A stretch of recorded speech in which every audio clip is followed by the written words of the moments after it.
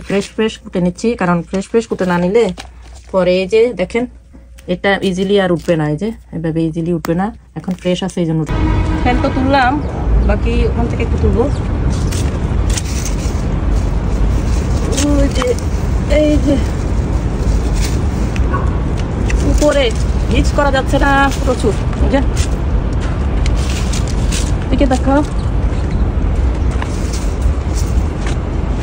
আজকে দুর্বল নিচ্ছি, শীত আসে যাচ্ছে, ঠান্ডা আসে যাচ্ছে, অবশ্য আরো 1 মাস পরে গাছ মরে যাবে। কেমন হয়েছে? এই হচ্ছে আজকে হারভেস্টিং। এই যে কাটছি, আরো নিব, আরো কিছু শিমও তুলছি ব্যাকইয়ার্ড থেকে। এই যে আজকে আমার হাজবেন্ড অনেক কদু কাটবে, দেখবেন। এই যে কদুটা দেখেন, এটাও কাটবো।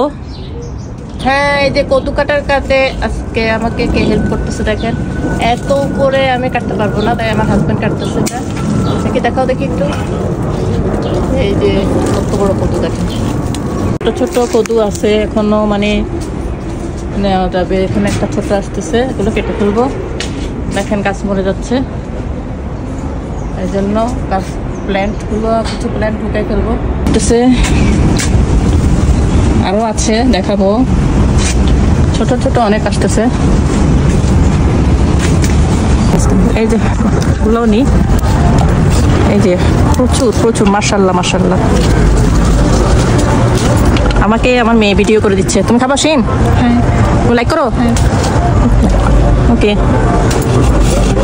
চলো আরেক জায়গা থেকে নিই। ও এখানেও আছে, দেখো তো। এই যে দেখেন বন্ধুরা, খেতে খেতে শেষ হবে না, মাত্র উঠতেছে, বুঝছেন, মাত্র উঠতেছে। গানের শিম, একবার শিম তুলছি। এই যে শিম গাছ থেকে, এই শিম গাছ থেকে এতগুলো শিম তুললাম, মাশাআল্লাহ। কেমন হয়েছে আমার ভিডিওটা?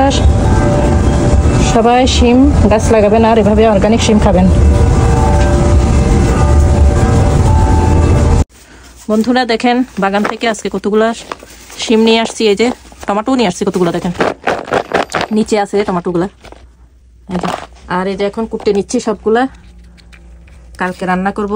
আজকে ফ্রেশ ফ্রেশ কুটে নিচ্ছি, কারণ ফ্রেশ ফ্রেশ কুটে না নিলে পরে এই যে দেখেন এটা ইজিলি আর উঠবে না, এই যে এভাবে ইজিলি উঠবে না।